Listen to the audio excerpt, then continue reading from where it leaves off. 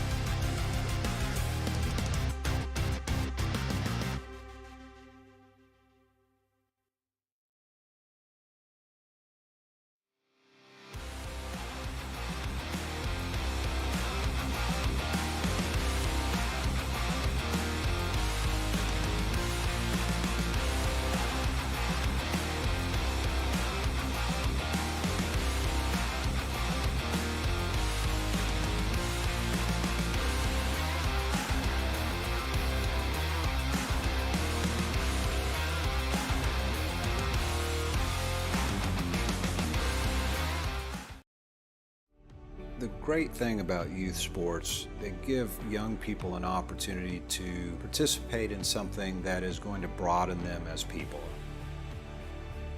I think it's very amazing that Garza Law Firm has made a commitment to help the youth kids with playing different sports. Guys like Marcos Garza that put their time into being able to help these kids live out a dream. It's made me who I am today. The Garza Law Firm. Let us help.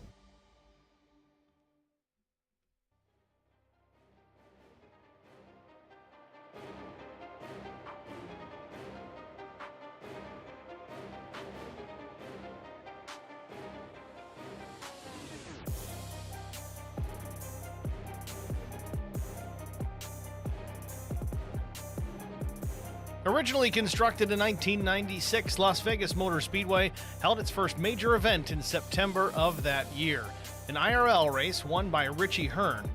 The first NASCAR event, a NASCAR Truck Series race, followed 2 months later. The NASCAR Xfinity Series paid a visit in 1997 before the NASCAR Cup Series arrived in 1998, marking the beginning of the track's long-term success. Changes to the oval in 2006 made it a more competitive venue for stock cars. This major renovation revamped the banking, upped it from a modest 12 degrees to 20. Not only that, but the corners were banked progressively, meaning the further up the racing surface, the steeper the banking. Lap times got quicker, racing got more competitive. The current stock car track record is held by Kurt Busch, just over 196 miles an hour. Tonight, it's elimination time. 2 drivers are locked into the championship for. Zach Millett, Brandon Mefford. 2 get to race their way in tonight. We're going to find out who it is. There's 6 other drivers vying for that position. Neil Quick in a good position for it. Stick around. It's a Sin City Scuffle 125. It's coming up next on HBR TV.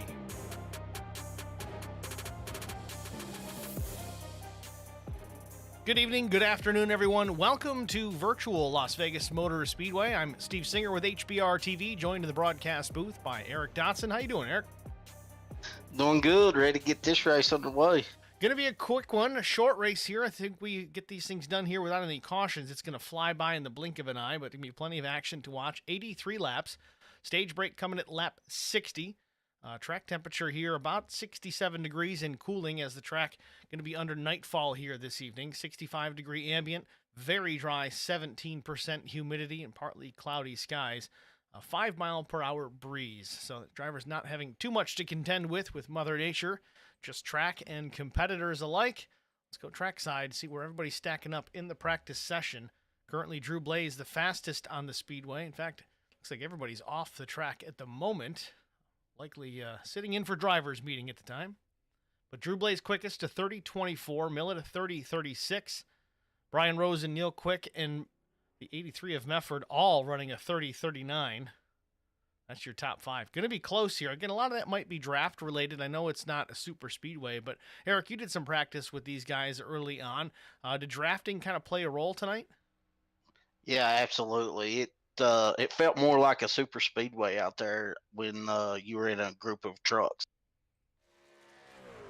I think that it's going to be a little bit harder just because the trucks handle different when you're in the turns in the draft, but it was fun. I'm excited to see this. I mean, me and a few of the HBR guys turned over 100 laps, so it was all fun.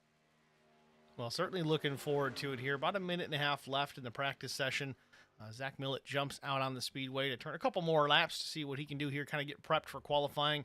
This is as close to qualifying conditions as you're going to get here late in the practice. As soon as this is over, they're going to jump right into that session.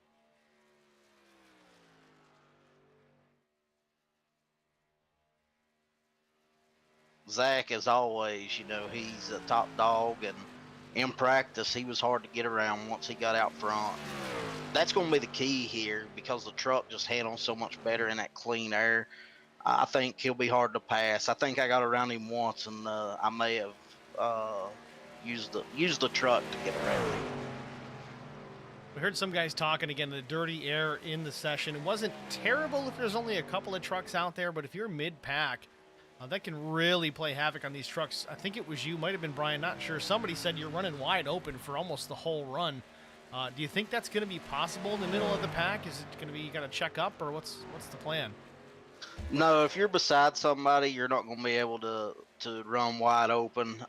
Zach was out in front, and he could just kind of play with me and Brian and keep us beside each other. And eventually, once the tires get a little bit wear on them, and you have somebody to the outside of you, you got to let up a little bit, maybe burp the throttle to keep from pushing up into that truck.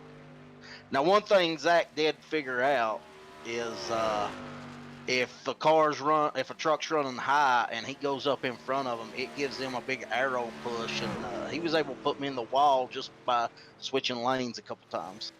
Could be interesting to watch, kind of like an Indy car. You experience a lot of those same sensations. The car might be set up with a little oversteer, a little loose, but then you tuck in behind another race car and it goes completely the opposite, turns tight.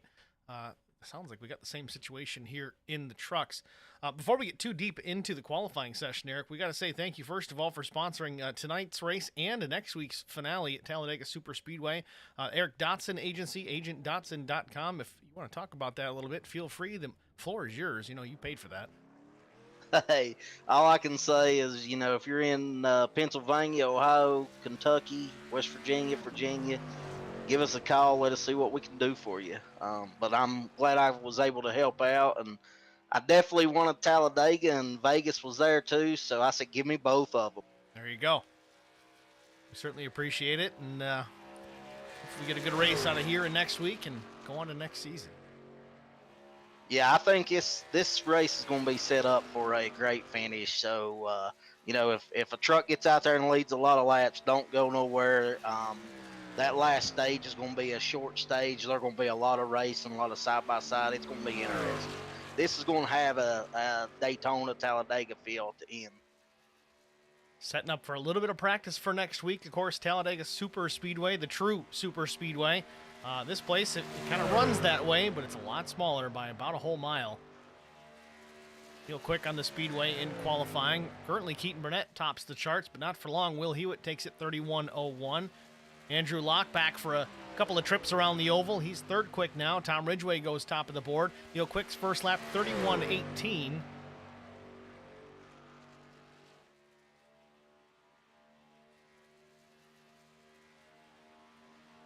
And Neil Quick in a very good position coming into tonight as far as the points are concerned. He is not mathematically locked in, but he'd have to have a very terrible night to not make it. And, you know, with this having the feel of a super speedway, you also got to watch out for that. You got to put yourself in a good position the whole race. Second lap for Neil Quick, 30.757, puts him outside front row for now. Vincent Short on the speedway. He's about to take the green flag for lap number 1. Vince is always a good qualifier at these fast tracks, so I'm anxious to see what he does here. He's very, very precise with his steering inputs. Tracks that require flat-out speed, that's very, very important, as you don't want to scrub speed from the tires in the corners. His first lap is 10th fast, 31.11.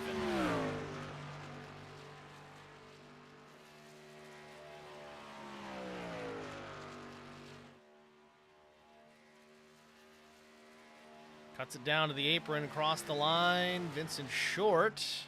Fourth quick, 30.788. The number 15 Track Bar Media Chevrolet.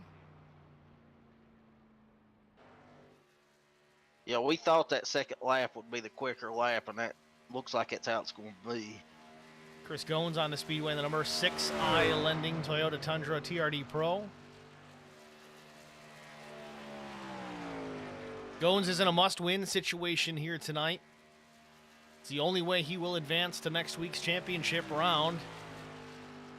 First lap 12, 30.959 for the 6. Drew Blaze, a slow first lap, 31.24, kind of a throwaway, I would guess.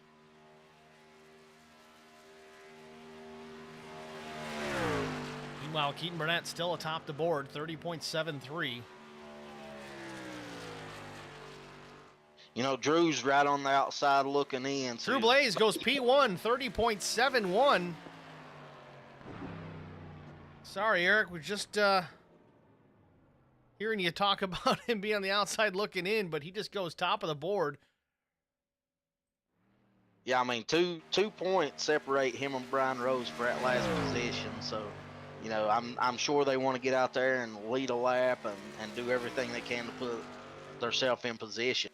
You know, talking to Brian Rode, he's got the mentality of, hey, I'm out of it. I got to go win to get in. Drew Blaze and he's in fourth place. Taking the top spot from Keaton Burnett by 0.02 of a second. See if Brian Rose can match that time or better it. First lap of 30.79, pretty close. It's a pretty good first lap.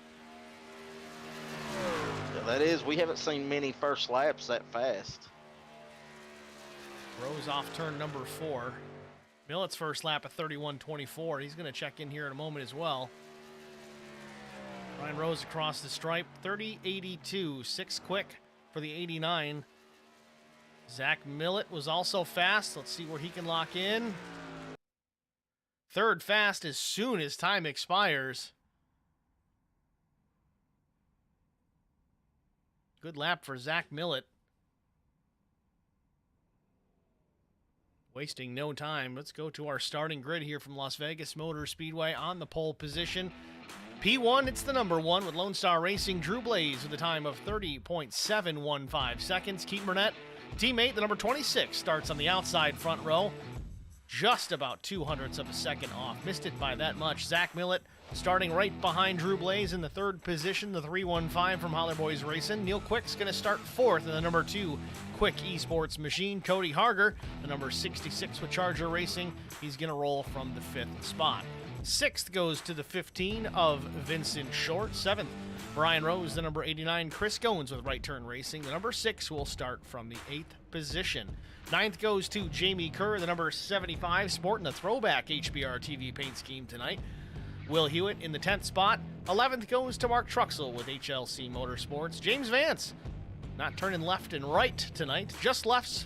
He's here, 12th starting position in the number 11 out of Canada. Number 3, starting 13th, Tom Ridgway.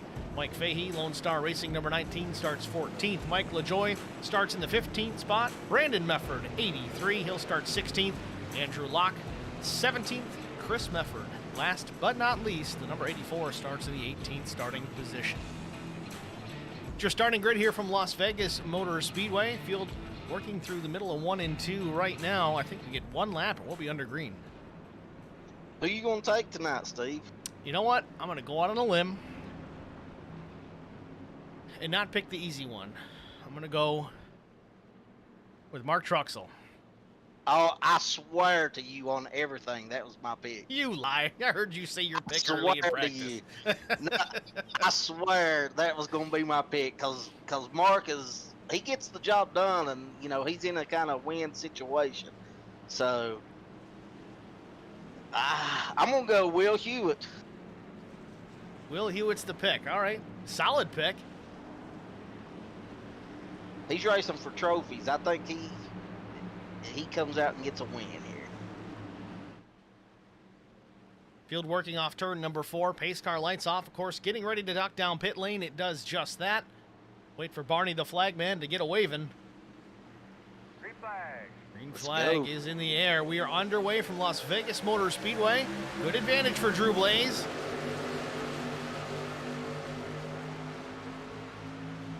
Drew's 2 points out, so, you know, he's wanting to lead that first lap to get it within a point.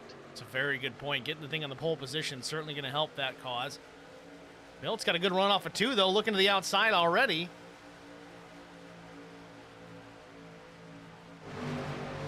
I don't know if Zach's going to be able to do it.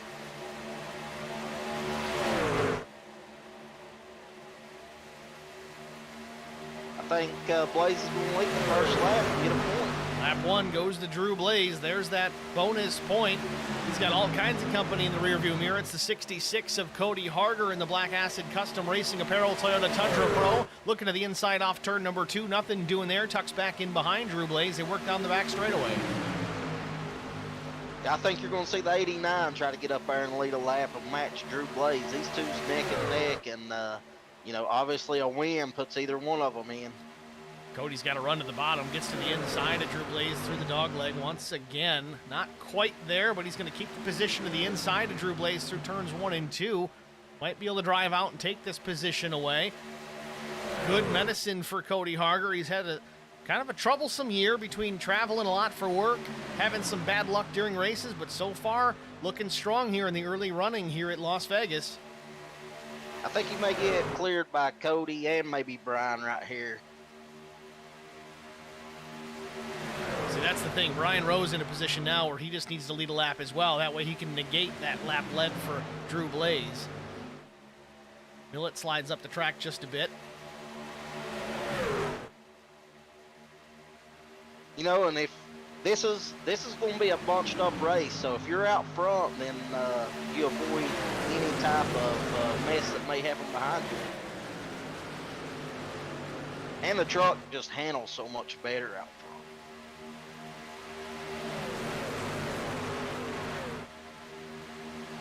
Cody Harger with the lead. Brian Rose sits second. Teammate Zach Millett is third. Drew Blaze back to fourth. Jamie Kerr looking to the inside. He wants that position as well. Keith Burnett still tucked in behind the back bumper of Drew Blaze. Teammates working together. Mark Truxell up into the 7th spot. Already up 4 positions since the drop of the green flag. Brian Rose putting that nose out everywhere, trying to find a way around Cody Harger. Oh, contact with Brian Rose and Cody Harger. Cody in the wall. Will Hewitt collects him. Neil Quick is in this. No fast repairs for these guys. You got to wonder how bad was that damage for the two of Neil Quick. Neil Quick needed to have just a decent race. Didn't need to go out and perform crazily. Now he's in trouble here early on, 6 laps in. This could be a huge development for the championship going into next week.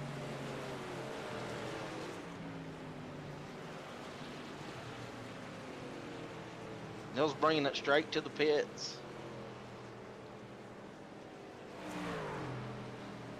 Wow, I'm not sure what happened there. Well, we're going to find out here in just a minute. Take a look at it. Might have been contact between Harger and Brian Rose. You see Brian to the inside. Brian is down there. Ooh, a little bit of net code. Yeah, you can see Brian's tires. You can see the smoke. If you look careful, he's on the brakes.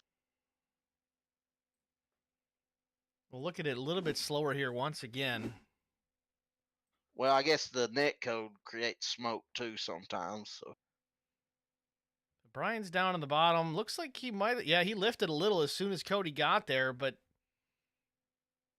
the net code initiated the contact. There may have been some after, if not. It's hard to tell. Obviously, it's kind of a guessing game with that, but early on, aggressive driving out of the 89. I can't say that I blame him here. He's trying to get that lead early and get that out of the way. Again, trying to get to that championship. Yeah, I mean, I'm not sure those two would have touched if the net code wouldn't have came into play, though. Might have been close, and they may have gotten away with it. It also seems a lot of times that the net code, when it does happen, it makes the impact a little more severe than it would have been if it was just a clean door-to-door, you know? Yeah, absolutely. Some of these drivers opting to hit pit lane. Brandon Mefford, he hit his box. Looks like he went with just fuel.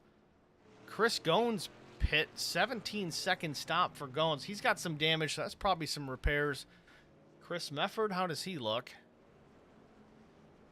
Can't imagine any of these guys really took tires. Vincent Short, a 30-second stop. Mark Truxell might have got a piece of that as well. Yes, definitely some damage on the right side of the 5 machine.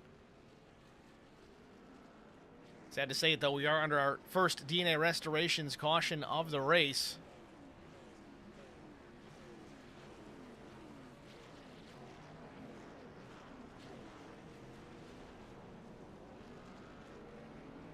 Yeah, we got some beat up trucks down there for sure.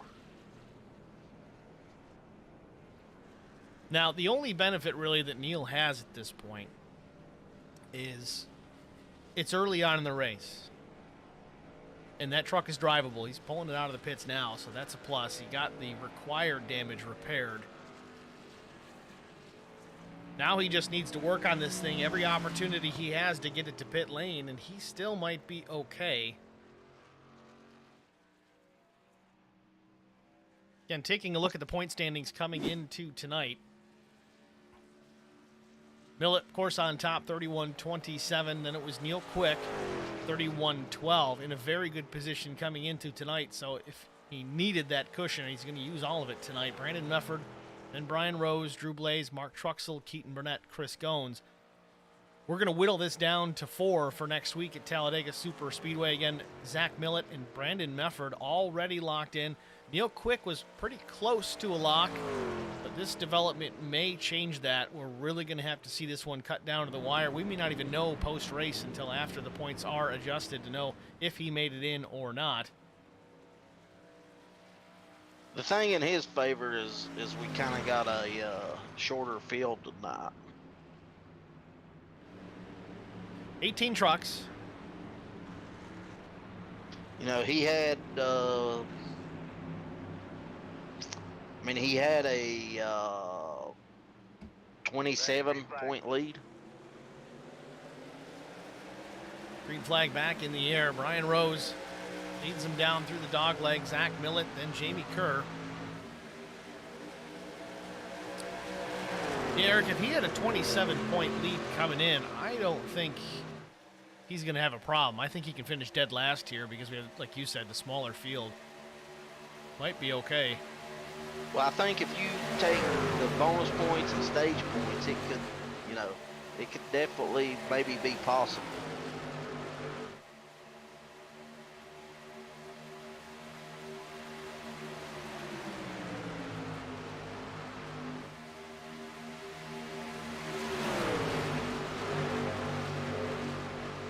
Eleven laps on the board. Brian Rose out front. Zach Millett, Jamie Kerr, James Vance running in the 4th position. Andrew Locke and Drew Blaze battling for position. Locke to the high side, the number 25, Grid and Fast MD colors.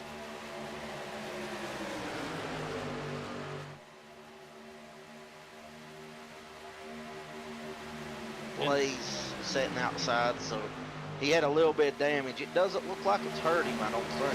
Well, again, Blaze is very much a calculating driver behind the wheel of these things. He's out there trying to think of a plan. He went down pit lane, maybe got a little bit of repair, topped off the fuel, of course, did not take tires. He's going to try and save his stuff to the end. He's not going to push too early. He pushed early, trying to get that lap lead. He did that, but then Brian Rose came up, did the same.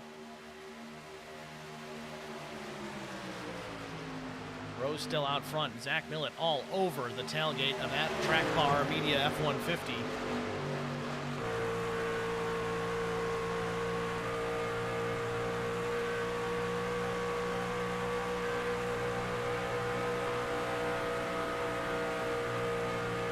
They were all over him. I thought he was going to make a move right here, maybe.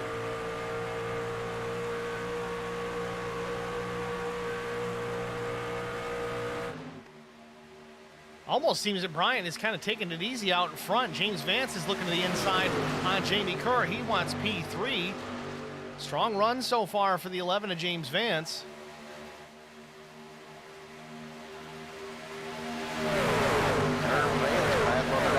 Third position right now, back and forth. With everybody lining up on the bottom, I don't know if the 11 will be able to keep up. Millen looking to the inside on Brian Rose. Brian shuts the door.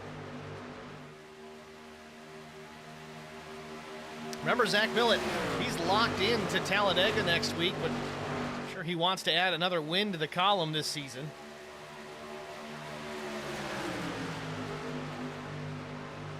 Don't see him being super aggressive with Brian Rose, but so far I'm actually kind of surprised how aggressive he has been. He does back off a little, about a quarter of a truck length off the back bumper of Brian Rose. Top 5, Brian Rose, Zach Millett, James Vance, Jamie Kerr, Drew Blaze. Kerr and Blaze continue to battle for position. That would be for the 4th spot.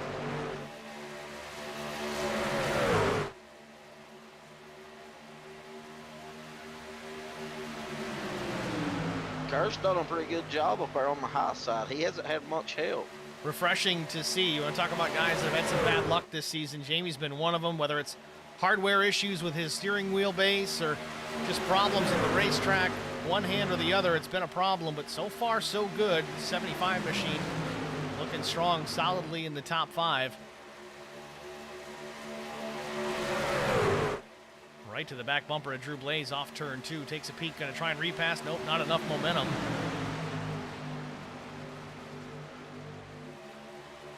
Five-car freight train at the front of the field and 2 more coming to make it 7 off turn number 4. Rose is going to lead this lap again.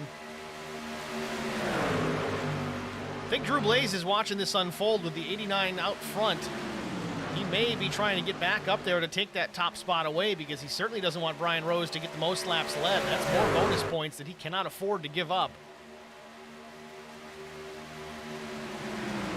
This is when we was out there practicing, this is a hard track to pass on, believe it or not, with the way that being behind someone, the truck handles. We talked about dirty air a little bit. You're kind of mid-pack in a group of trucks. You're going to slide the nose. You cannot run it wide open, but out front, Brian Rose has that advantage. He's got all the air on the nose of that truck and keep those front tires in the racetrack. Definitely the preferred position out there is to be leading, but I tell you, Drew Blaze is making it work. He's to the inside on James Vance here in 3 and 4. Can't get it done, but you can tell he's working hard. Yeah, I'm sure Drew doesn't like to sit in 89 up there ticking away laps, sled.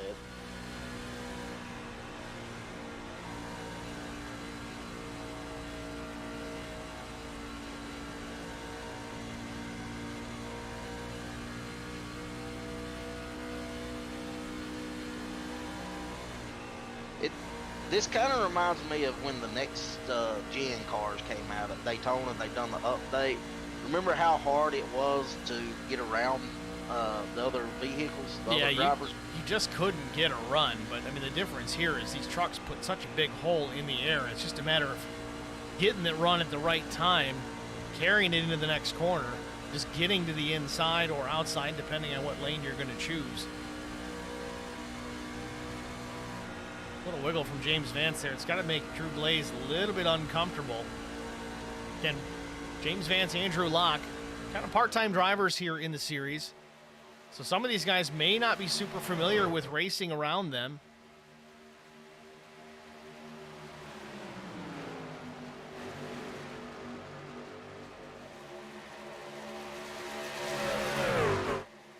So far, other than Brian and Cody with the net code, we've had a pretty clean race. Very good to see. I'm curious how long it's going to last, though. Patience will run thin at some point, knowing that you've got to do something here. If you want to get locked into next week's championship race, you've got to put on the pressure. You've got to be aggressive. Ryan Rose is doing that right now. He's aggressively defending against Zach Millett.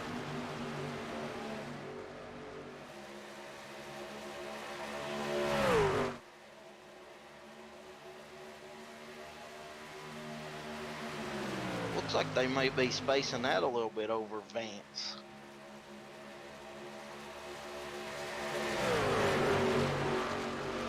Again, I got to admit, I'm very impressed with the performance of James Vance so far. He's up 9 positions. Started 12th, sits there, of course, in the 3rd position. He's got Drew Blaze out his rear view mirror. Certainly no slouch is the one. Vance doing a pretty good job defending, putting the air on his truck and not the one. And you see it. Vance made a little mistake there, though. He gets to the bottom of the racetrack, gets the left sides in the paint. Even with that, looks like Drew was not able to capitalize on it. He's all over him, though. He really is. What I was about to say, though, is that Vance was doing a good job trying to change his lineup to get as much air on the nose of his truck. When the top 2 went middle lane, he went right to the bottom. He went a little too far, but that's the right way to do it. If you're tight in traffic, you got to get some air on the nose of the truck, get it to turn. He was doing just that, but now the leaders take that line away.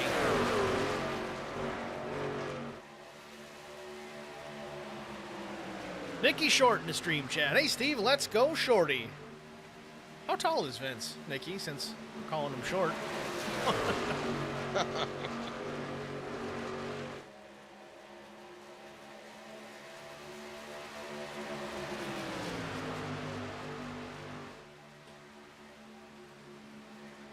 Real quick, 14 laps down, so either he just didn't have enough to go out there and finish this race, or he knew he was locked in and didn't have to.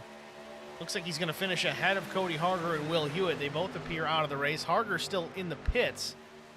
Will Hewitt, though, looks like he is off the racetrack, completely out of the session. That was my pick.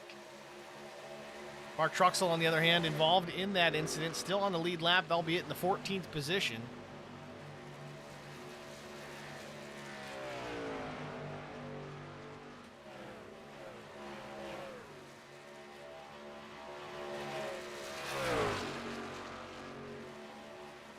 Nicky Short, he's about 5'11". All right, he's not that short then. Looks like he's right above Mark Truxell here. I think he made a pit stop, so Vince may have had a little bit of damage. It doesn't look like it that I've seen. Yeah, Vince spent a little bit of damage to the left front. You can see it there on the bottom front valence. Spent about 31.5 seconds in the pits. Don't believe he took tires because, again, only, I think, 2 sets to play with. The truck does look pretty clean.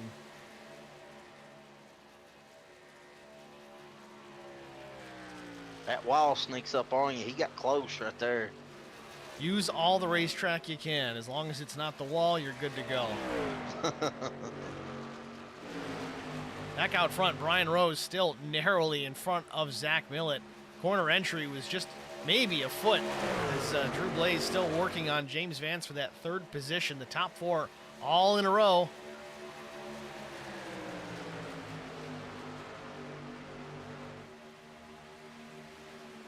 Here Nope. goes Millet. Looking to the inside. Tell you, Brian's only got to lead maybe 15 more laps before he's led the most and can't be stopped.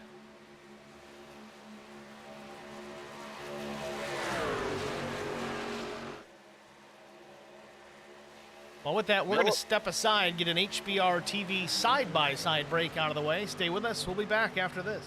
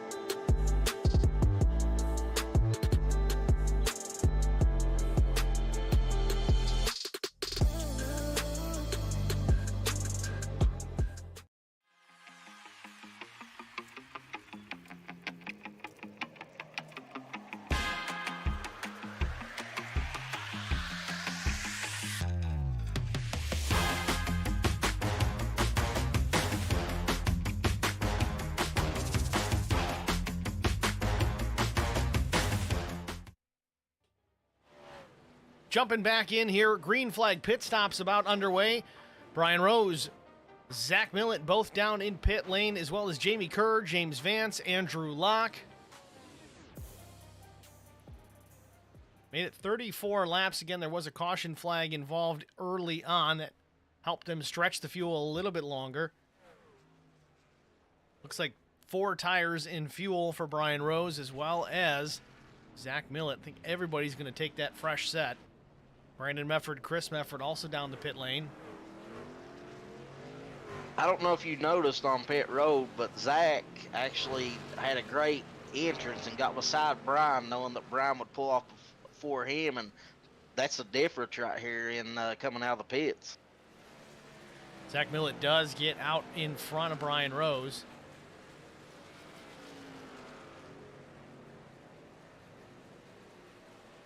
Terry Crouch in the stream chat. Oh, roundy rounds. That's what my dad used to call it. The roundy rounders. We'd go out to local short track in Williamson, Spencer Speedway, a little 3/8 mile, flat. No guardrails except for the front stretch.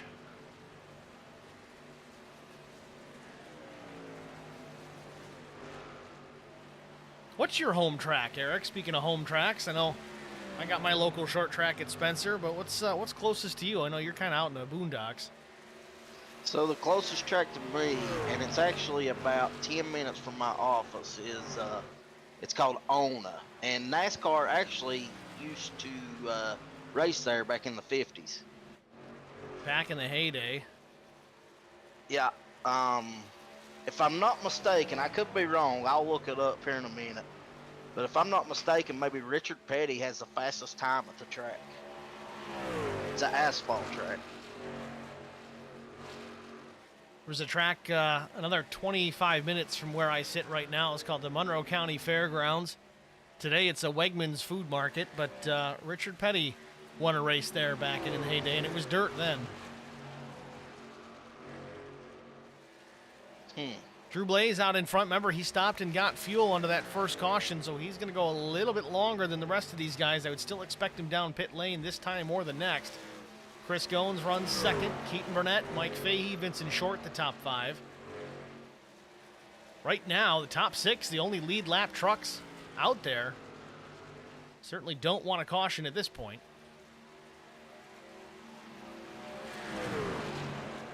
Real quick on the racetrack, just making laps.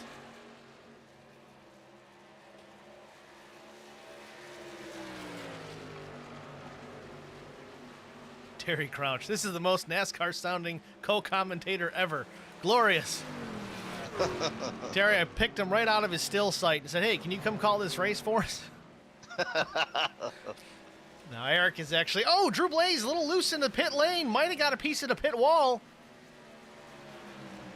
Tried to push it on entry. Might have had too much rear brake, and it almost sent it around. Could have been disaster.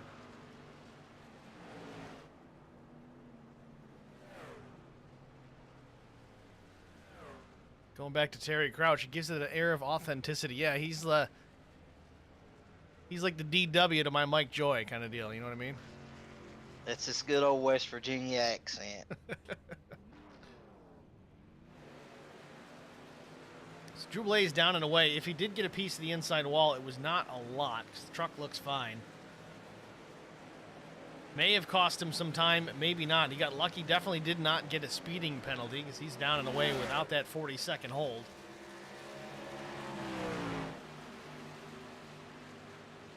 So the curiosity is, and maybe it doesn't matter, but I mean, we still pay stage points, so maybe he can go. I'm trying to think how long the stage is in 20 laps. Everybody's going to make it to the stage end, so that's not going to help him too terribly much. Blaze runs 6th, so he'll get some points there, but Millett and Rose back P1 and 2. 83 of Brandon Mefford now 3rd, Chris Mefford 4th, J.B. Kerr 5th.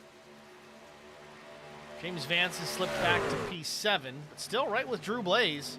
Got on and off in pit lane pretty effectively.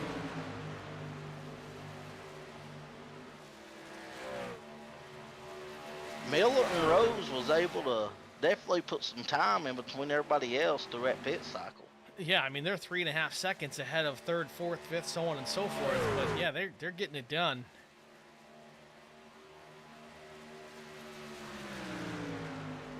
Like you were saying, Eric, you guys did a pre-race, a pre-official practice, and you guys put down at least 100+ laps. This race is only 83 laps. Brian was saying that he had learned more of what not to do in that practice than he has all season, so it's showing right now.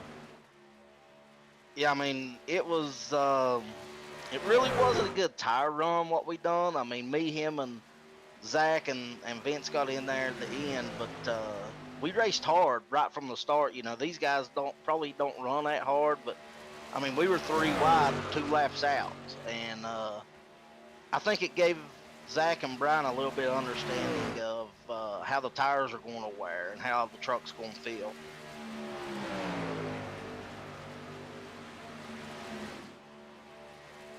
Millett still out in front. I'm sure Brian Rose is going to want to try and make the pass on Zach, try to get back out front and try to lead as many laps as he can. So far, it's not worked out, or he's just content riding. Either way, he's in a good position. He's got enough space between himself and Drew Blaze to advance. I think he only needs about a spot or two ahead of the one to do it. But I think Drew Blaze still has a lot up his sleeve before this one comes to an end. Yeah, that last stage, I mean, it's going to be a shootout. Everybody's going to be bunched together, and I hate to say it, but we may see a caution or two. Well, I mean, we saw it early on. Obviously, there was some incidental contact between Brian Rose and Cody Harger. Those two guys going hard for the top spot. Cody with nothing to lose, just trying to get a win here tonight. Brian trying to get his way into the championship 4.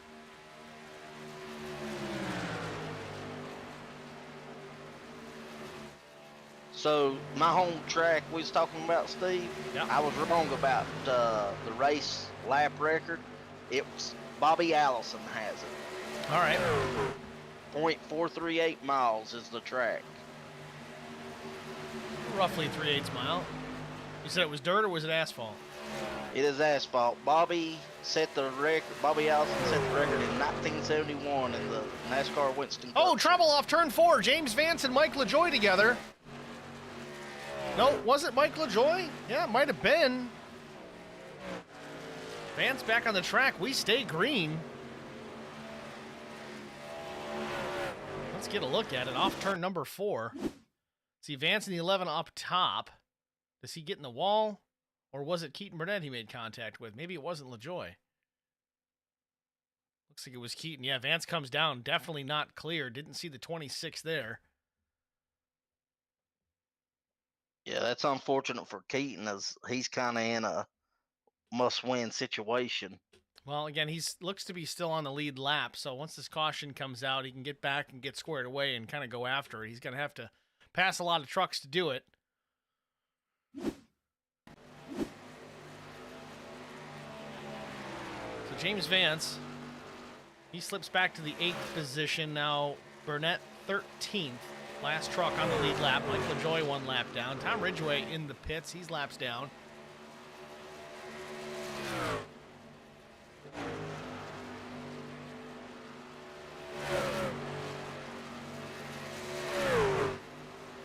Groups are starting to separate a little bit here. Drew Blaze, Chris Goins running 6th and 7th. Ahead of them, it's Chris Mefford, Brandon Mefford, and Jamie Kerr in a trio off turn 4.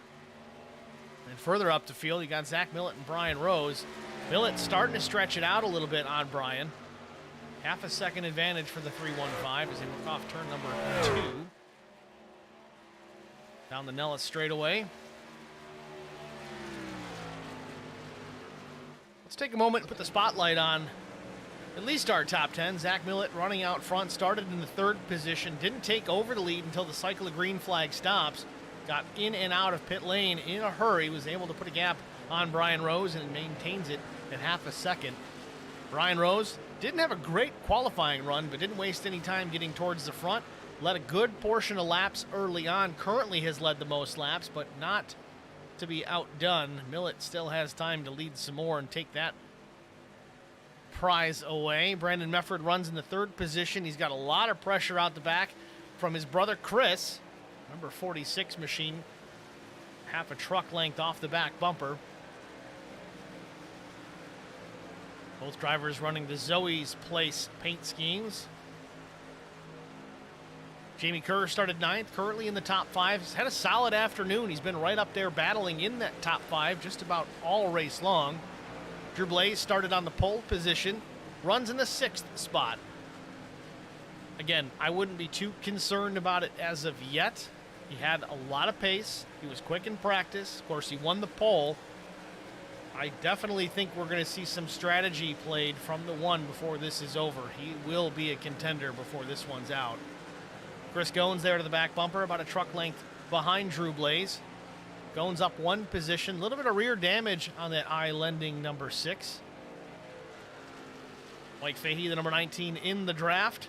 F-150.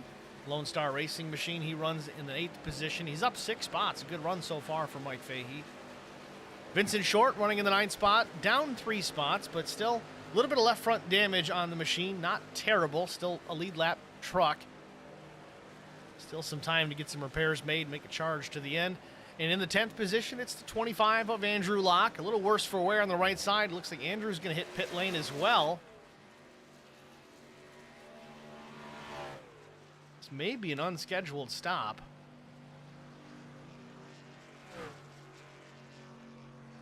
Or maybe not. It's his 2nd stop of the day.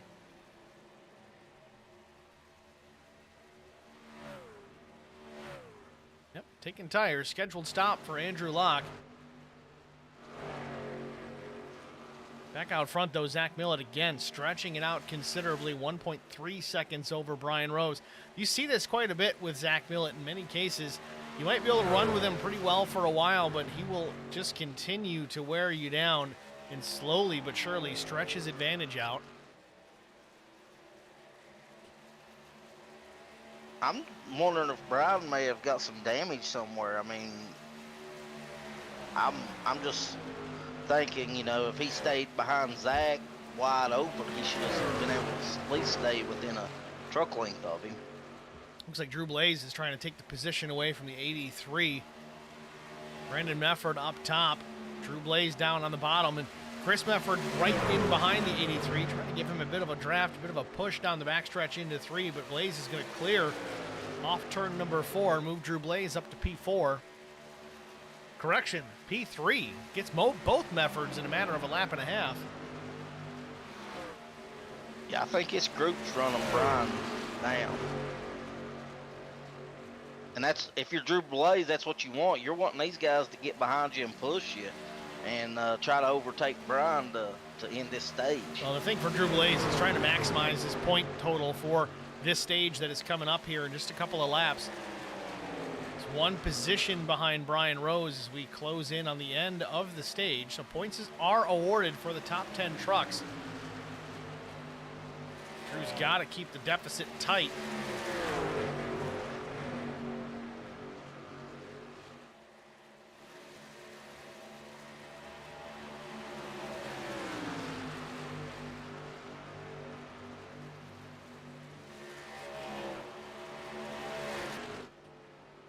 I'm not sure if he'll have time to do it.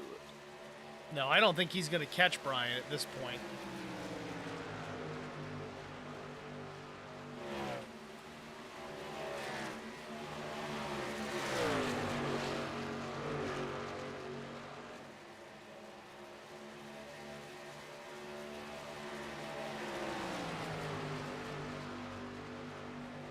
Not a whole lot of battles on track currently. Everybody's, again, pretty well spread out. I think the stage break is perfectly timed here tonight. Get some fresh rubber on these trucks, get everybody bunched back up. Should be about a 19 or 20 lap run to the finish. And that man right there is going to have to come from the back, as he'll get an EOL at the stage break. Him and Brandon Mefford. That's what's going to be the most interesting to watch. You know, we've seen both those guys, Neil Quick as well, go from the back to the front in that final stage. It is crazy to watch, but not easy to do, though it is possible. Lap 60 goes on the board. Should be our stage caution. Caution, caution. There it is, yellow on the speedway. Stage 1 complete. Zach Millett, Brian Rose, Drew Blaze, 83 of Brandon Mefford, Chris Gones, Jamie Kerr, Mike Fahey, Vincent Short, Keaton Burnett, the top 10.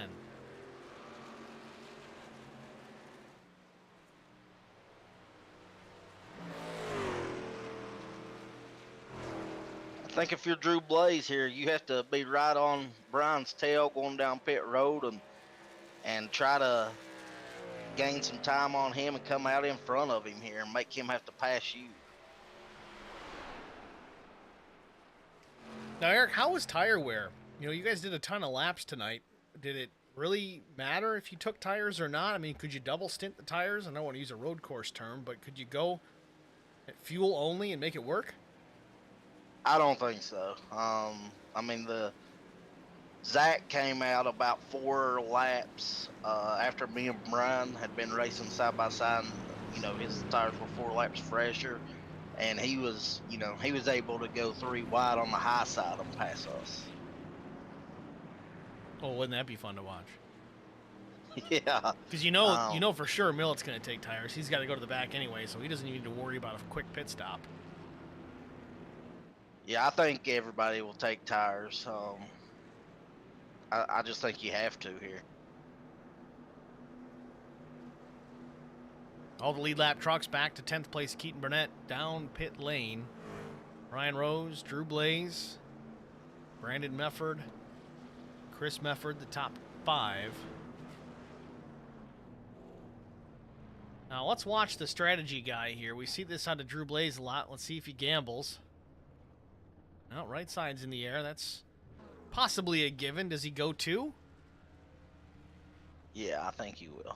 Nope, left side's going on. 4 tires and fuel for Drew Blaze. Brian Rose down and away, 14:48. He gets out first. Beats Zach Millett. Of course, Millett's got to go to the back anyway, so it was really just a matter of beating Drew Blaze, and he does just that.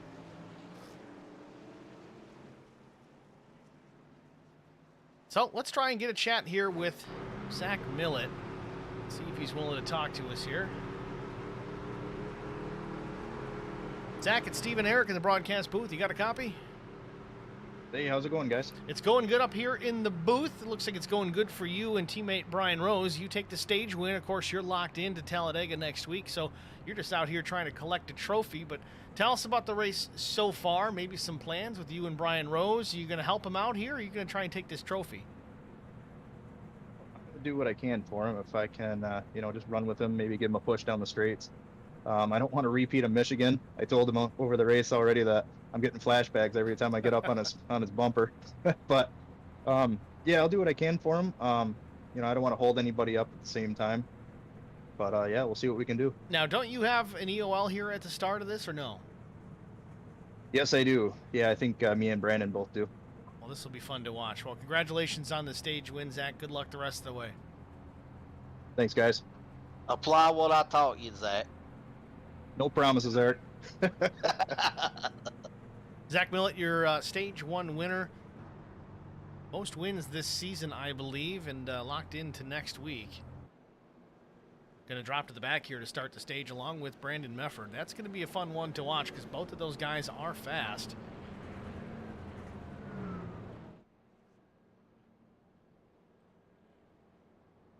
So pace car lights are on, so it looks like lap 19 will be the one to go. That'll give us an 18-lap shootout to the finish. So we're going to step aside quickly, get another break out of the way. We'll be back after this.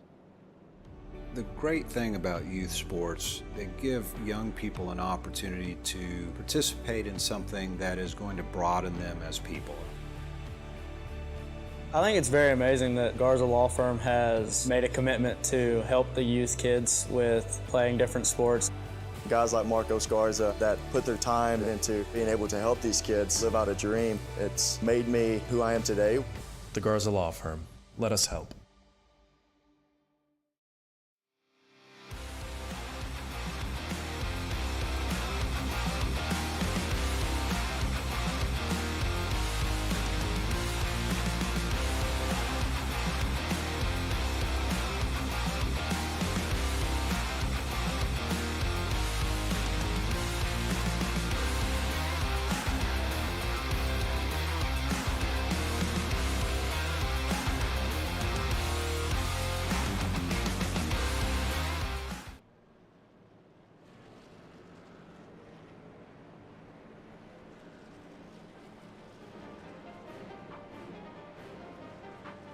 Welcome back, ladies and gentlemen, to virtual Las Vegas Motor Speedway. Even in the video game, it's a beautiful view. Field is on the one to go. We'll be back to the green flag and racing the next time by. It'll be 18 laps to go for Brian Rose, Drew Blaze, Chris Goins, Jamie Kerr, and the 84 of Chris Mefford.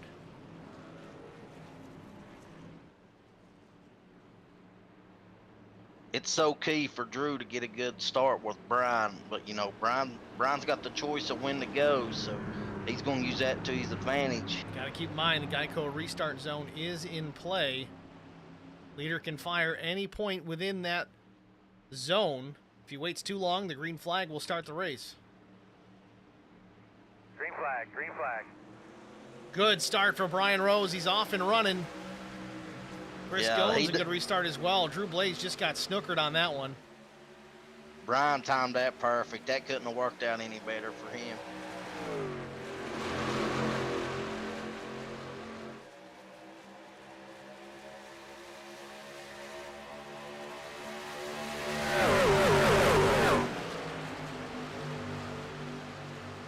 Brian Rose, Chris Goins, Jamie Kerr, Drew Blaze fourth, Vincent Short up to P5. Oh, trouble! Keaton Burnett hard into the outside wall. Caution on the speedway, our third of the day, second for cause. Looked like the 26 got crossed up loose off turn 4, overcorrected, and just pile drive the outside safer barrier.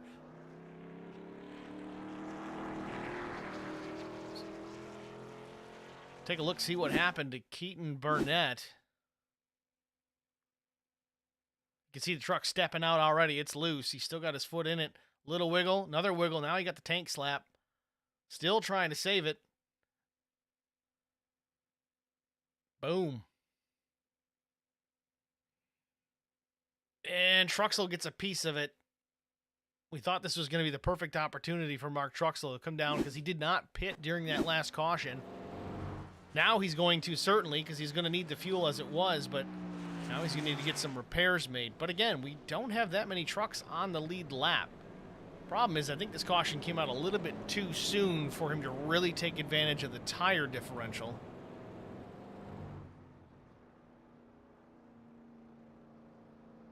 Yeah, I think Mark Mark basically has to win to get into the final four. See, Mark stayed out. Maybe he's still gambling, or is the pit's not open yet?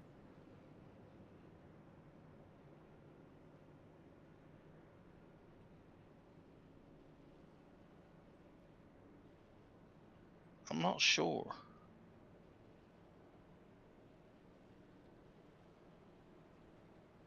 You know, somebody we haven't talked about much tonight, Chris Gomes. He's in that second position, and he's kind of like Blaze and Rose. You know, he's not locked in, and a win puts him there.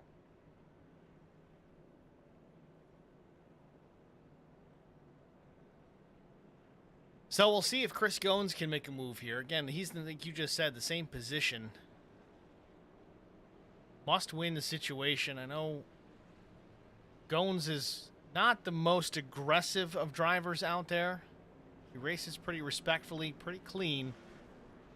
But this is to get you into the championship 4. I mean, what do you expect to see out of the 6?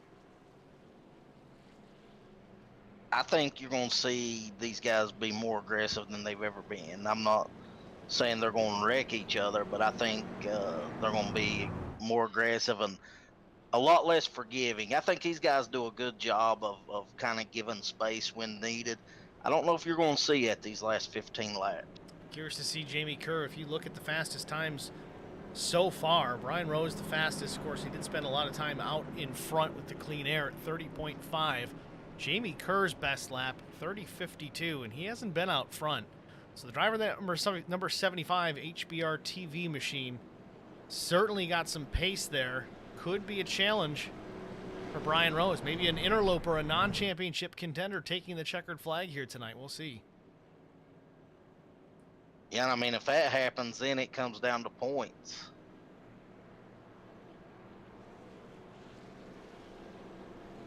Looks like Mark Trucks will hit pit road, and I'm sure he's getting some fresh tires and some damage taken care of, and going to come out here and give it all he has the last 14, 13 laps.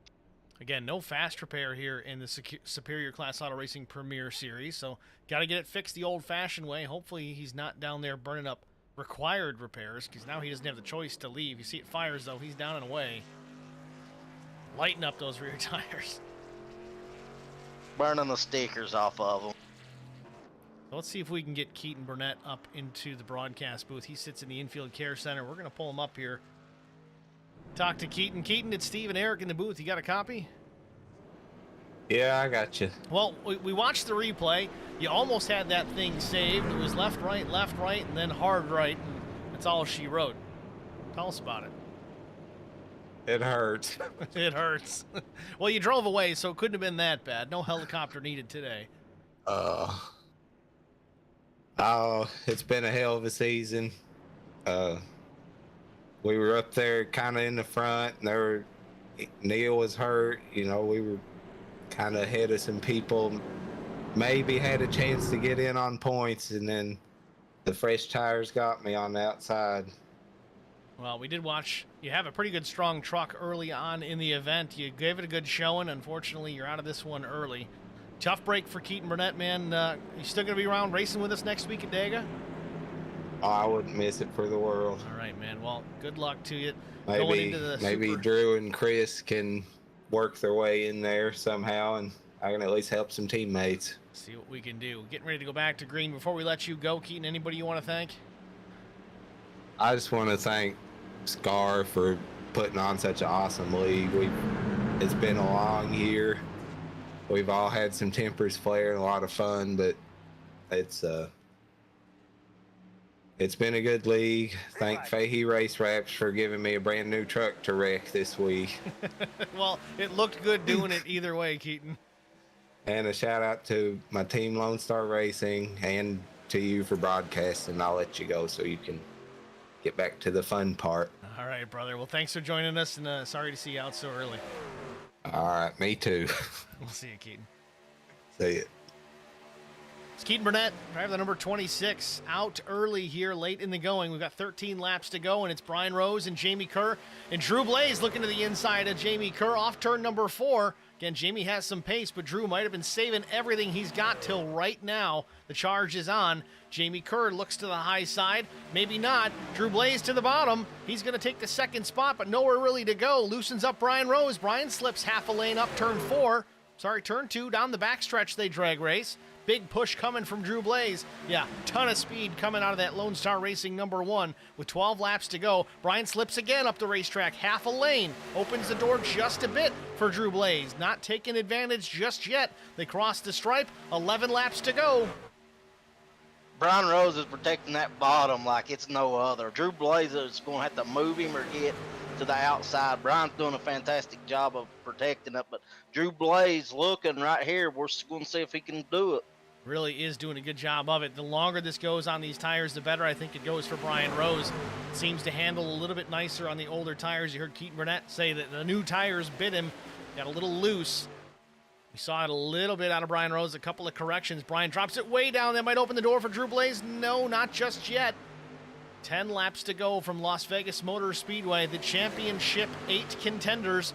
Right now it's Drew Blaze and Brian Rose fighting for the top spot off turn 2. Every time it looks like, oh, here goes Blaze, I don't know if he can do it. Every time it looks like a door opens for Drew, Brian shuts it. Oh, we got trouble. Vincent Short and Mike Fahey in the wall. So we got to do this again, another restart. Now it's going to be a side-by-side with Drew Blaze and Brian Rose. Now, ultimately, we saw that happen at the end of the stage, at the start of this stage, that restart where they were side-by-side, and Drew lost a ton of ground.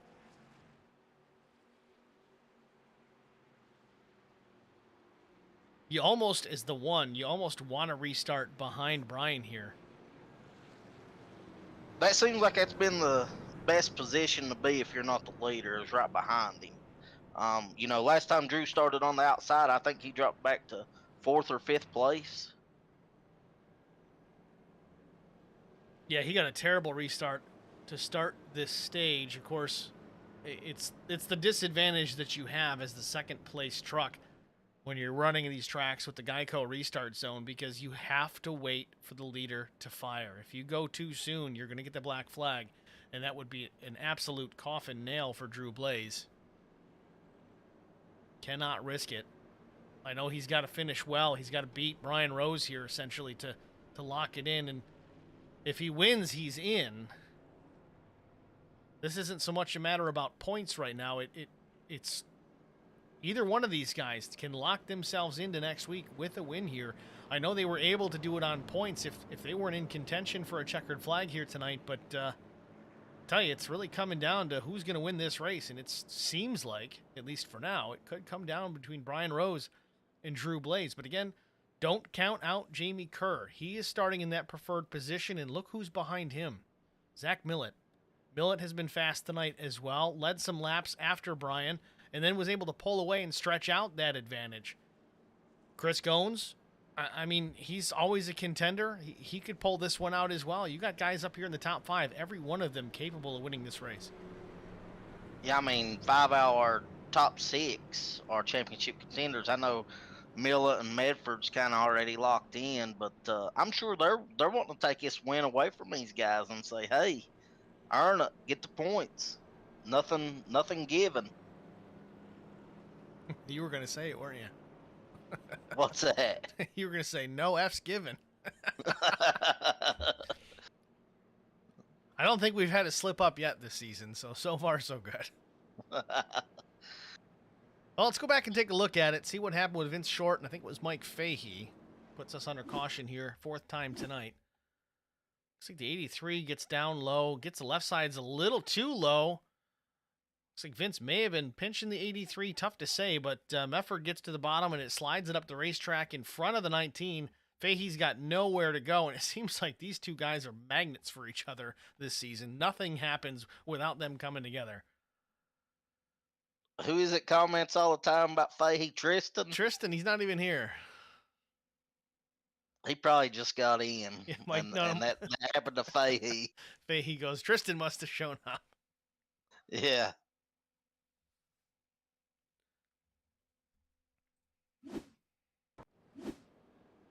I think we're in for something special here. I mean, Drew Blaze was doing a great job of being as close to Brian Rose as he could without getting into him, and Brian was doing a good job of making the back end of that F-150 17 foot wide.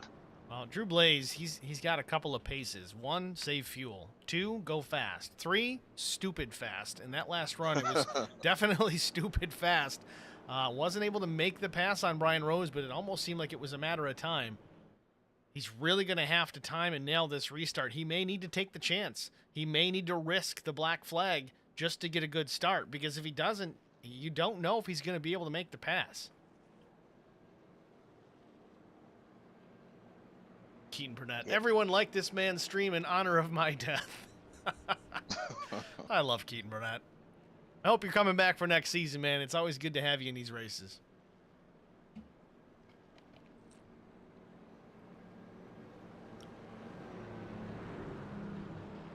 Race car lights are off, so we're going to have a 5-lap shootout. Now, we do have the option for green, white, checkered finishes if necessary. I'm not cheering for that, but it's possible. Could happen.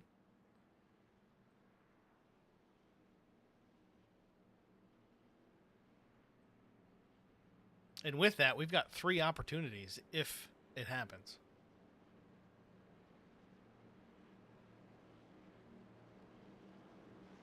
Almost looks like a old school twin 125 qualifying race, or even a Busch Clash field. Only like 6-8 trucks out there.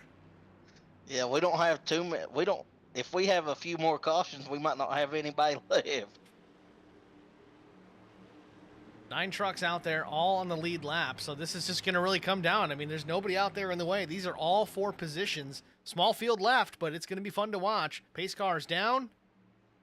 Green flag. Green flag waves. Brian gets the jump again. Maybe a spin of the tires of Drew Blaze. He gets away. Jamie Kerr up to speed as well.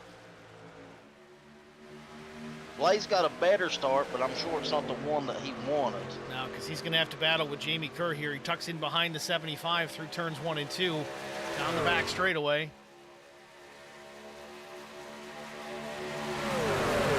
Ooh, I don't know if people's going low or they're blocking that low. Blaze right goes now. to the inside on Jamie Kerr in turn 3. He's already there. Made short work of the 75, coming to 4 laps to go. Blaze has got to run. Looking to the outside. Does he have room to do it? No help on the bottom for Brian Rose. Nope. Jamie Kerr now ducks back down.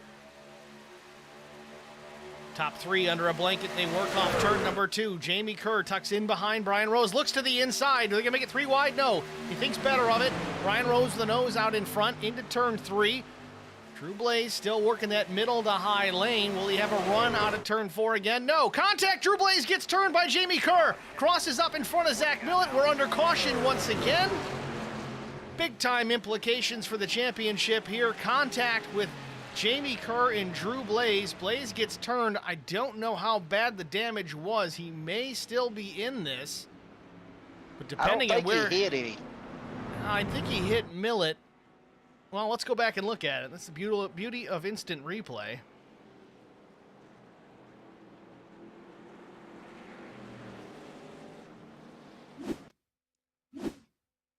Oh, Millett gets to the back bumper of Kerr, gets him crossed up, and sends Kerr into Blaze.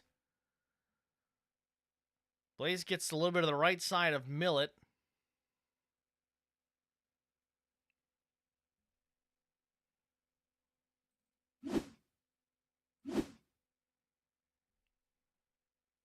Here, let's back this up.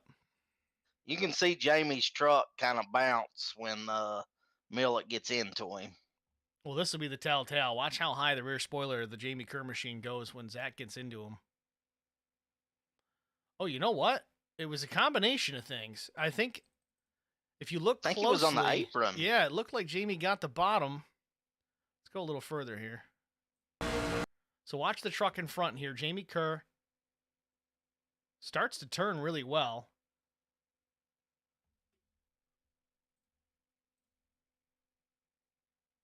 hard to tell.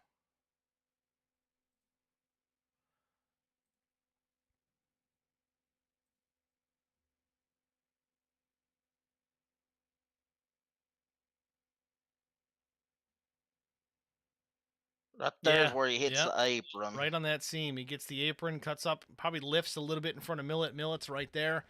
Sends Jamie up the track.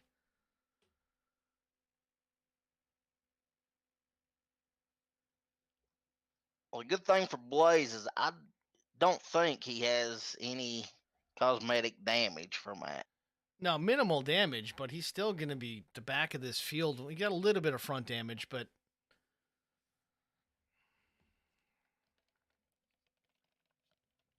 I think that's going to rinse away his championship aspirations.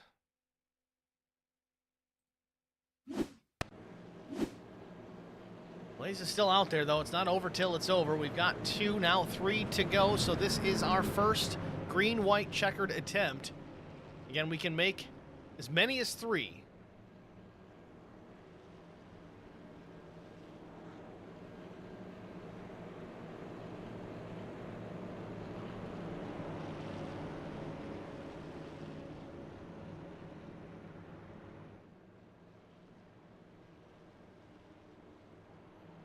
Blaze sits in the 8th spot. Again, this is not over. He's still got a drivable truck. Of course, these are insurmountable odds, but if anybody's capable of it, it's the driver that won. Yeah, I mean, you have the 89, the 6, the 1 and 5 all on the lead lap, and the way this race is went and the way these guys has been fighting, I mean, anything's possible right here.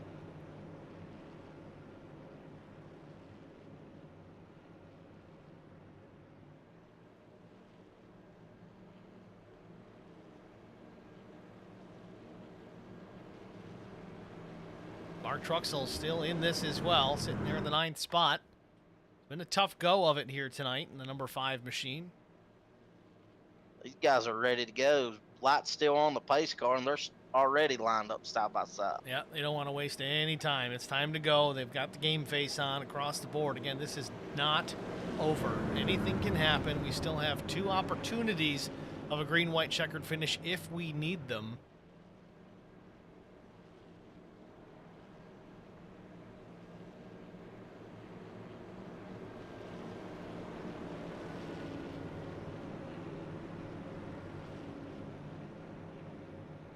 '75 has some rear damage. I don't know if that was from Millet or he had that before. Jamie's had that all night long.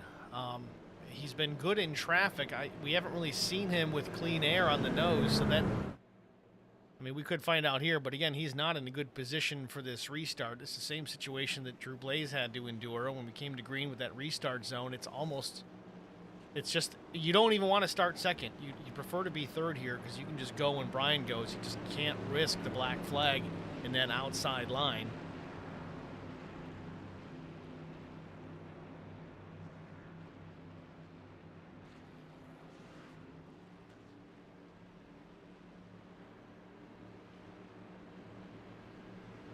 God, it looks like a clash race, doesn't it? It does. So our DNA Restoration's 5th caution of the day coming to its end. Pace car pulls off. Green flag. Ryan waited long to the end of the restart zone. He's down and away. Good restart for the 89. 2 laps to go. Brian Rose out in front. Zach Millet cuts up in front of the 75 of Jamie Kerr, takes the 2nd spot.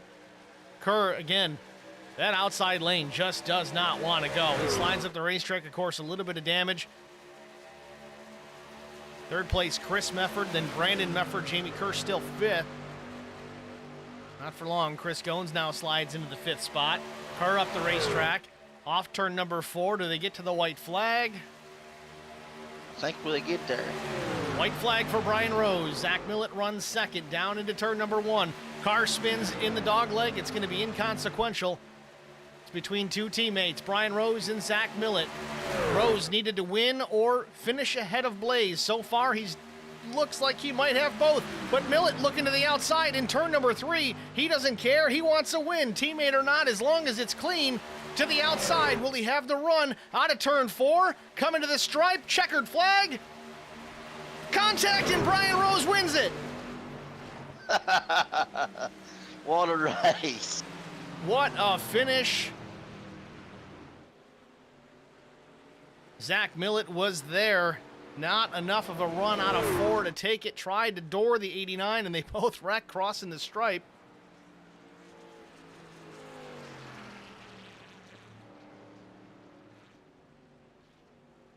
No longer a contender.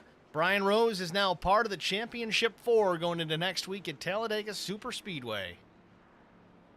I don't think he had a scratch on the car until him and Millett. Well, he does now.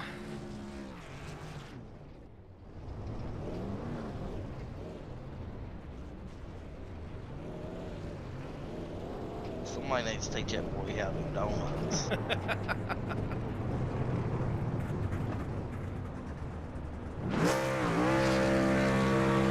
He's picked David Bradford's brain enough. Maybe he needs to ask Bradford how to do some donuts now.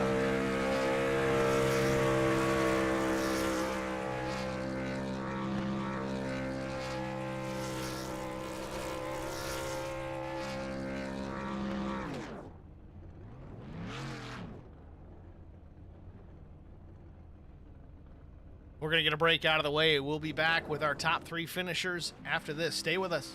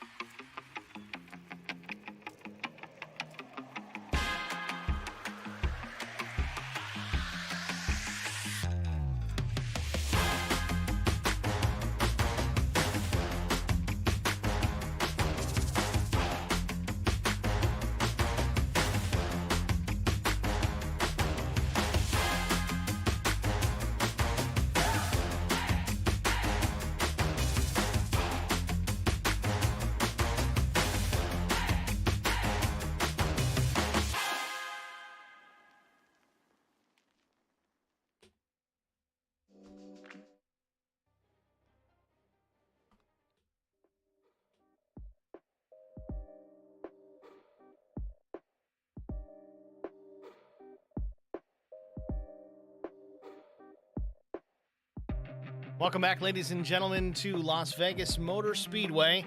Brian Rose has won the race and locked himself into the Championship 4 going into Talladega Superspeedway next week. Let's see if we can pull Brian Rose into the broadcast booth, get a word with our race winner. Brian, it's Steve and Eric in the booth. You got a copy? Yeah, I'm here. Woo! Congratulations on the victory tonight. You certainly put the work in coming into it. It was a hell of a battle with you and Drew Blaze there late. It didn't come to fruition at the line. Instead, it was you and Zach Millett. Walk us through those last couple of restarts, how it looked out the rearview mirror, and how you held off Zach Millett for the victory. Oh, man, it just, thanks to Zach and everybody. He really worked with me a little bit tonight, and I knew I had my hands coming in. I mean, it was a pressure situation, and pressure's a privilege, so really, really happy that we put ourselves in that spot, and knowing that we're going to have to either finish in front of Drew Blaze or really close to him. And then on top of that, even if Chris gets up there and wins it, or Burnett or Truxell, all that points and planning, it's all out the window. So just trying to stay clean, and the cleanest place I could find was running up front, and that's where I tried to stay. Well, you did a good job of it. Pit stops went well, nice and smooth, no issues there. Coming to the stripe, you and Zach. Again, you said he helped you out quite a bit here tonight, giving you some pushes early on, and then drove away from you in the mid-portion of the race. He had to start from the rear and work his way towards the front, but a good battle between you two, and he almost stole it from you. Tell us about that last lap. Yeah, it's funny, that last lap. I knew whenever there wasn't no like team orders or anything like that, but we've been doing this long enough, practicing and racing together. Everybody knows the deal. You get up there and you do whatever you can to get the best finishing positions for the HPR drivers. But once there's a line that's crossed where everybody's going to finish where they're going to finish, then just have at it. Let's go have fun, and ever who can get the win gets the win. I wasn't going to let him have it, though. I wasn't going to let him take it from me. He was going to have to earn it. But he's a great teammate. Vince was in here tonight. I appreciate him. Trap Bar Media, Holler Boys Racing, Eric Dalton State Farm for sponsoring this race. Man, it was worried. All the weights lifted now. We can go into Talladega and start concentrate on that. Well, Brian, again, congratulations. I know you got the sponsors out of the way. Is there anyone else you want to thank before we let you go? Oh, absolutely. Thank you, Holler Boys Racing TV, Superior Class Auto Racing, Black Acid Racing Apparel, everybody who helps do this from week to week. And thanks to all the drivers for sticking it out. Drew Blaze, I know there's a lot of hurt feelings tonight. I'm glad I had the opportunity and to race with everybody and really put on a show like I know that we probably did tonight. Thanks to my family sitting and letting me do this. It's a pretty big hobby of mine, and they kind of let me have at it, if you'd say. But appreciate everybody. Thanks to Zach again. Can't thank him enough. And hey, let's go to Dega. All right, Brian Rose, your race winner here from Las Vegas Motor Speedway, doing just that, going to Talladega Super Speedway next week. Next, we're going to talk to Zach Millett, our runner-up. Came from the back to finish P2 by, half a truck. Zach and Steve and Eric, you got us? Hey, guys, got a copy. A close finish coming to the line. You had a whale of a run through turns 3 and 4. I know you got to the door of Brian Rose. I know you probably didn't want to wreck him at the stripe, but it almost came to that. Is that kind of fair game? Is that something you're worried about with Brian, thinking about next week at Talladega? Or are you going to move on and work together? Well, we always try to work together whenever we can, but boy, when it comes down to the last lap for a win, I mean, we both know what to do, and neither one of us is going to give it to the other. So I tried to send it up out of 4 the best I could, but I didn't get the run I was getting most of the night. So I think that half a truck, third of a truck, whatever it came down to, I think that was the difference. Any special strategies you employed tonight with tires or fuel, or was it just take 4 every chance you could? Basically it was just to not have a strategy. If I come down, take tires, just, take them and use them. And before our team practice tonight, I was thinking maybe I'd try something crazy, not take tires, and then maybe have a set for maybe 10 or less to go. But I don't know. That strategy never works out for me coming through traffic like that. So I don't know. I think it worked out tonight. Well, you had to come through traffic at the last stage as it was. A couple of cautions certainly fell your way, so to speak. I think you were close in one of them, maybe some contact, I think, with Drew Blaze. Let's walk through that one. I know there was some contact with yourself and Jamie Kerr. Looked like Jamie got the left sides on the apron, and that maybe he checked up trying to save it. You got into him, then he gets into Blaze, and the melee is on. What did it look like out the windshield of that S4 guy Silverado? It basically happened in the worst place on track, coming off 4. It's where the trucks are kind of the most upset anyway. But yeah, his truck, it dropped just barely below onto the apron, and I think it loosened him up enough to check up. And there's just no time. We're all so close together that you can't really react to that. So it was the worst place for it to happen. It's too bad that, it turned into what it turned into. Well, either way, a solid run. Again, congratulations going into next week as a Championship 4 contender. What are your thoughts for Talladega? God, I don't even know where to begin for Talladega. Follow Brian. do what he does. Do what Vince does. These guys, they're good at Talladega. I don't know. Sometimes I think about it too much, Steve. I think you know about that. And, if I want to ride in the back or just stay up front or just kind of ride it out in the middle, I don't know. I think whatever happens is going to happen and hope for the best. Sounds like some team practices are in order this week, so I'm certainly going to see that happen. Either way, good luck next week. Possibly a championship awaits, but you got to run it to find out. Don't take the hats to victory lane until the race is over, right? That's it. That's the saying. Well, Zach, thanks for talking to us. We're going to let you slide. Is there anyone you want to thank before we let you go? Yeah, I'd like to thank you, Steve, and Eric for HBR TV and the broadcast tonight. Scar and everybody behind the scenes for making the league possible. Track Bar Media. And shoot me a follow on Twitch and YouTube at That S4 Guy. Thanks for talking to us, Zach. Good luck. Next, we're going to go to Brandon Mefford, also locked in to next week. Brandon, it's Steve and Eric. You got us? Yeah, I got you guys. Brandon, congratulations. A P3 finish, up 13 spots from where you started. Was it a matter of a bad qualifying lap, or did you just not turn a lap in qualifying? I just stunk it up in qualifying and was stuck back there. Well, tell us about your race. I mean, we saw you battling a lot of times tonight with your brother and maybe some other trucks, but what was the biggest challenge tonight in working your way towards the front here late in the race? I'm not sure if I just laid back too long early. I wanted to save tires on that first long run and kind of do what Blaze did, but I decided to pit right after the front runners did. It almost paid off for Blaze, but I don't know. I thought a lap later I should do what they're doing, and they got out ahead of me, so I was coming. I don't know if everybody noticed, but I think I had the fastest truck there at lap 30. I was coming to the front in a hurry, but no cautions, and then, that extra lap with old tires really hurt me. Well, is what it is. You are locked into next week. Either way, still bringing home for a fancy top 3 finish. Congratulations. What are your thoughts rolling into Talladega next week? I know the guys that tend to perform really well on the tracks where you really have to focus on a line and braking and getting on the throttle at the right point. Not always the same advantage at the super speedways. What's the strategy rolling in to Talladega, Alabama next week? The only strategy I'm going to have is to be there on the last lap. So if I had my choice, we'd never run a super speedway. I can't stand them. I never finish well. I just haven't figured it out. I know some of these guys in the chase are going to be good there. So I'm just going to hope to stay out of trouble and be there at the end and hopefully either be able to push someone out to the lead and win the championship, or have someone push me, or however that ends up working out. It's just incredible to even have a shot here to be in this championship for. Well, Brandon, again, congratulations. Thanks for talking to us. We're going to let you slide here. Anyone you want to shout out to before you go? Yeah, I'd like to shout out to everybody in the league, putting on a great show and a great season. I've had a blast. Really look forward to running this series every Tuesday night. So thank you to all those guys and the sponsors, and thank you to you guys for the broadcast. You do a fantastic job. Thanks to Zoe's Place, 5-Star Graphics, my guys over at IROC, my teammates at Falcon Motorsports, and then my family, and just anybody that's out there watching the live broadcast. Thank you to those guys, and we'll see everybody next week. Brandon Mefford, your third place finisher here at Las Vegas. Good luck next week for the championship in Talladega.